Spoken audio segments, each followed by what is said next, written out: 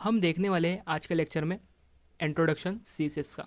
तो यहाँ पे आपको बताना चाहूँगा सीएसएस का फुल फॉर्म जो होता है कास्केडिंग स्टाइल शीट होता है जिसका हम यूज़ करते हैं वेब पेज के स्टाइल के लिए और लेआउट के लिए।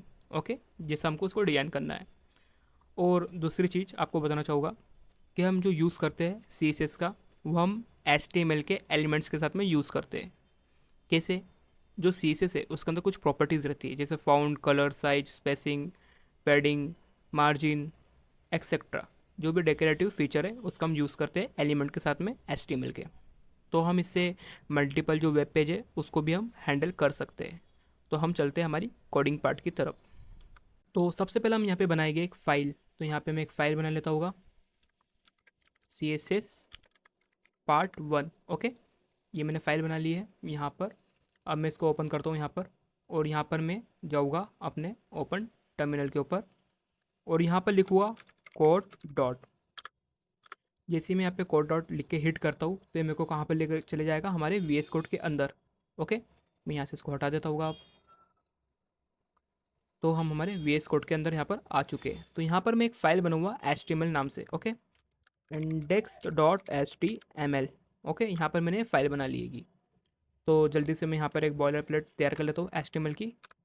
तो यहाँ पर मेरे पास में एक HTML की बॉयलर प्लेट आ गई है। ओके, तो यहाँ पर मैं इसको थोड़ा वो तो बड़ा कर देता हूँ जिससे आपको अच्छा दिखेगा।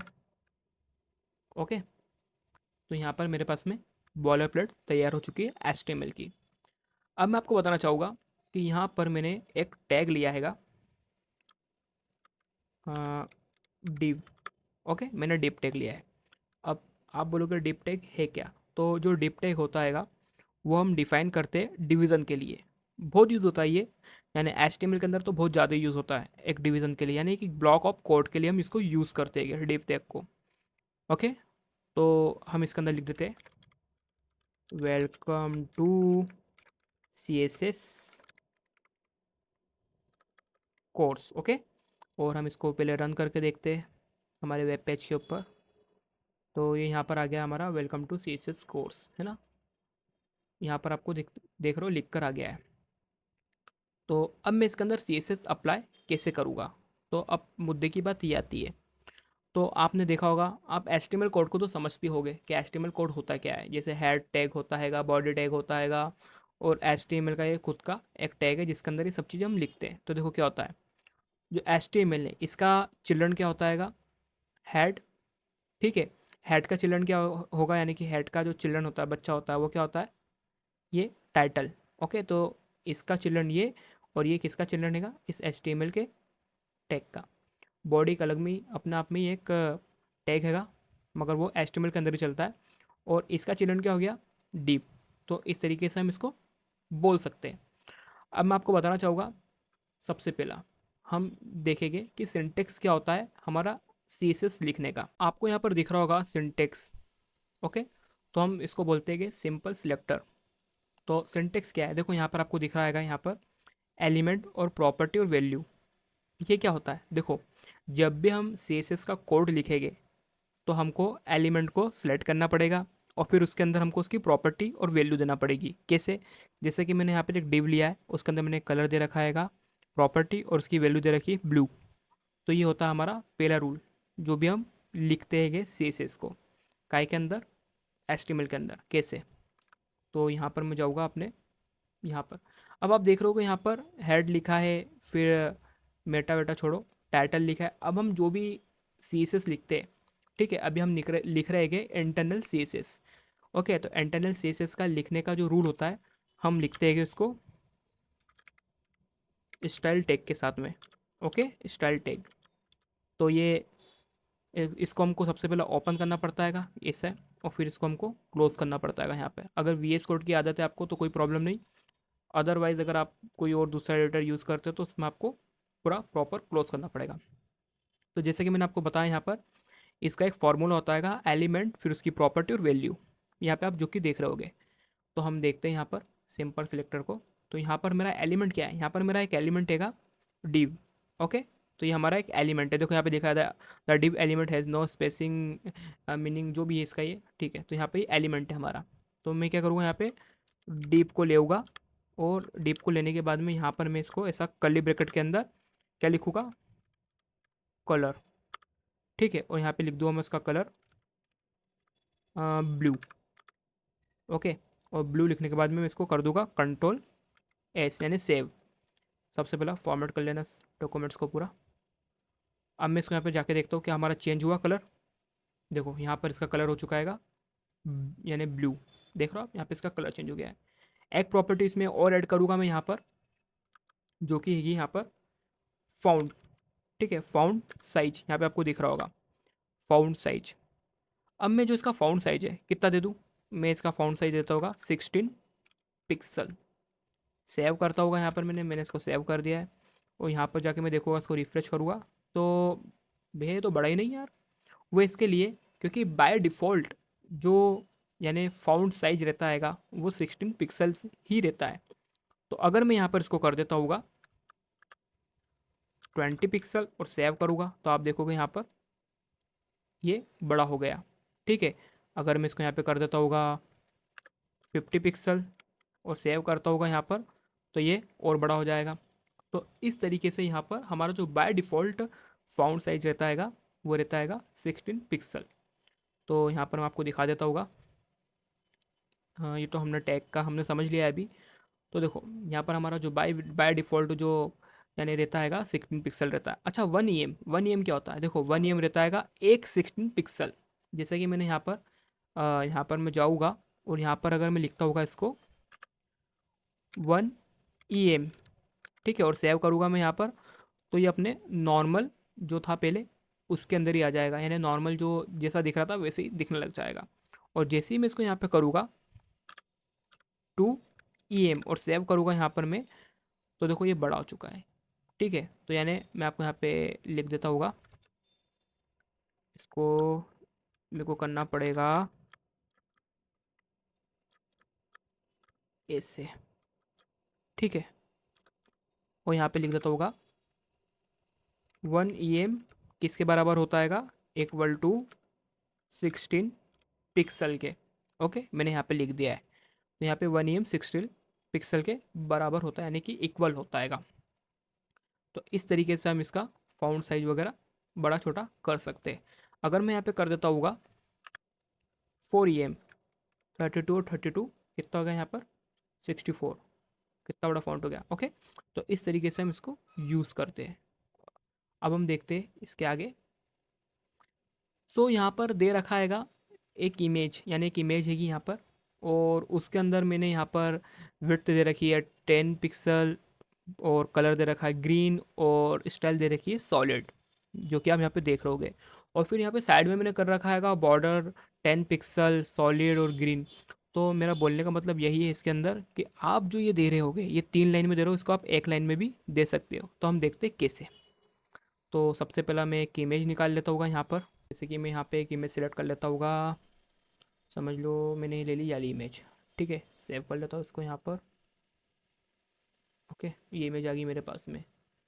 अब मैं मेरे वापस से HTML कोड पर जाऊँगा और यहाँ पर एक मैं टैग लेऊँगा। बट उससे पहले मेरे को इमेज यहाँ पर लेना पड़ेगी। तो इमेज की यहाँ पे मैं कैसे लेऊँगा, तो सिंपली यहाँ पर हम इसको बंद करेंगे और जो हमारा इमेज डाउनलोड में आया है उसको पहले निकाल लेंगे इस फोल्डर के अंदर। तो ये कहाँ पर आ गया, यहाँ पर आ गया, ओके। और इसका मैं रीनेम कर देता हूँ एक बार ss.png, ठीक है। मैं यहाँ पर एक लेऊँगा।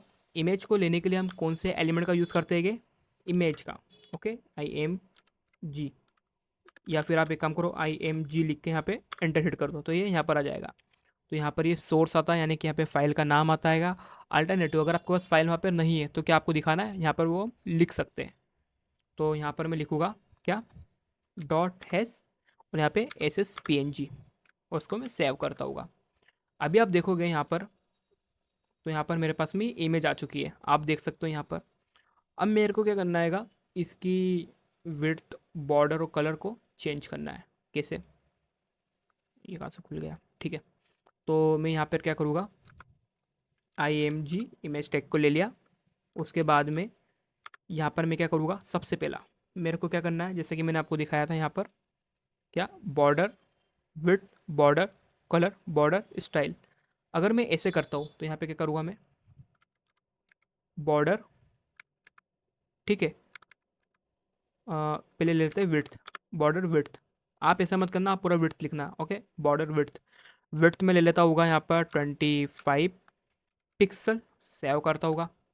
देखते हैं हमारे पास में, तो बॉर्डर विड्थ अभी दिख नहीं रही है। तो हम कलर ले लेते हैं यहाँ पर,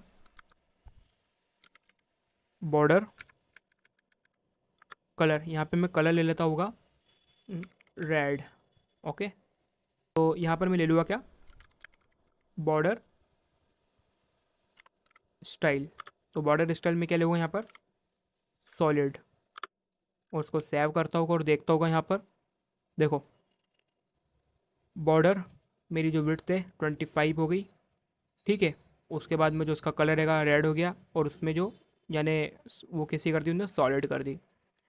क्यों ना मैं यहाँ पर इसको एक ही लाइन में लिख सकता हूँ, कैसे, यहाँ पे लिखूँगा सिर्फ मैं वो बॉर्डर, उसमें दे दूंगा मैं 25, ठीक है। उसके बाद में दे दूंगा पिक्सल, उसके बाद में दे दूंगा मैं रेड, उसके बाद में दे दूंगा मैं सॉलिड।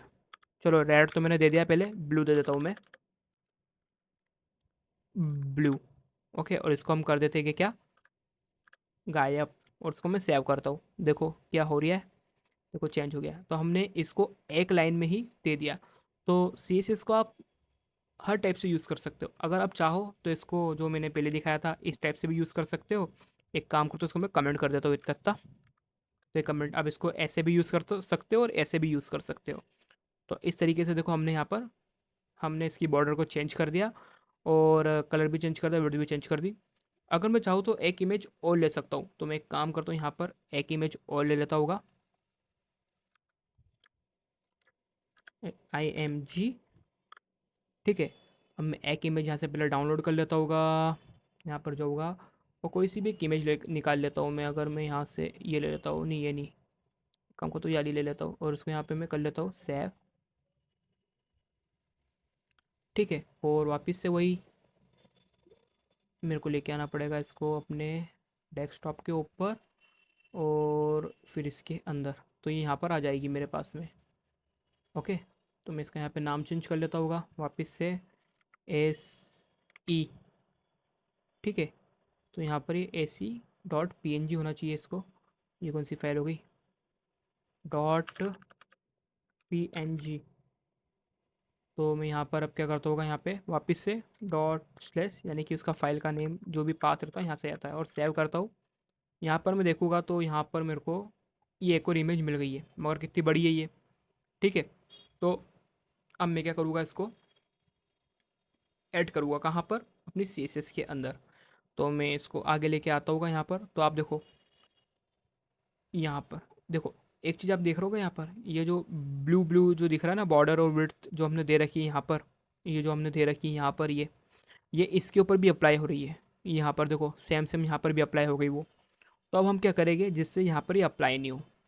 तो इसका पहला रूल होता है, यहाँ पर मैंने लिख रखा है जो, कि हम IID सिलेक्टर का यहाँ पे यूज़ करते हैं। तो IID सिलेक्टर क्या होता है कि एक ऐसा एड्रेस जो कि यूनिक हो, ओके, जो कि यूनिक हो। तो मैं क्या करूँगा, यहाँ पर मैं जो IID है उसको ले आऊँगा। अब देखो यहाँ पर इसका सिंटैक्स कैसा है, IID इक्वल टू, और जो भी उसके अंदर ABCD देना चाहो वो दे सकते हो। इसका एक रूल हैगा, इसके अंदर आप नंबर नहीं दे सकते हो, ओके। जो ABCD वगैरह नेम दे सकते हो, IID जो भी है, ठीक है। मैंने यहाँ पे लिखा IID, ठीक है, इक्वल टू, और यहाँ पे मैंने दे दिया है AB, ठीक है। सेव करूँगा यहाँ पर मैं। तो यहाँ पर मैं क्या करूँगा, IMG, ठीक है। उसके बाद में #AB, उसके बाद में मैं यहाँ पर क्या करूँगा, बॉर्डर, ठीक है। बॉर्डर में यहाँ पे ले लूँगा 10 पिक्सल, ओके, डैश, ओके, और रेड कलर। सेव करता हूँ, देखते हैं क्या चेंज हुआ है। देखो, यहाँ पर डेड डैश वाली यहाँ पर मेरे पास में बॉर्डर आ गई है, ओके। हम इसका साइज भी छोटा कर सकते हैं, एक मिनट देखता हूँ, मैं इसका साइज छोटा कर सकता हूँ यहाँ पर मैं करूँगा क्या, विड्थ, विड्थ में यहाँ पे दे देता होगा 50 पिक्सल, सेव करता हूँ। अरे वो ज़्यादा छोटा हो गया। ठीक है, यहाँ पे इसकी विड्थ कर देते हैं अपन 500 पिक्सल। तो ये 500 पिक्सल यहाँ पे इसकी विड्थ हो गई है। ठीक है, तो इस तरीके से आप इसमें विड्थ भी अपने हिसाब से दे सकते हो। मैं इसको कर देता हूँ 800, कम से कम दिखे तो सही। ठीक है, तो यहाँ पर ये मैंने इसको 800 कर दिया और डेड डेड डैश इसके मैंने बॉर्डर बना दिए। तो हम अगले लेक्चर में मिलते हैं एट्रीब्यूट के साथ में HTML के। तो आज के लिए इतना ही। Thank you for submit code. अगर आपको वीडियो अच्छा लगा तो please like share and subscribe, और अगर आपको कुछ डाउट हो तो प्लीज़ पूछ लेना।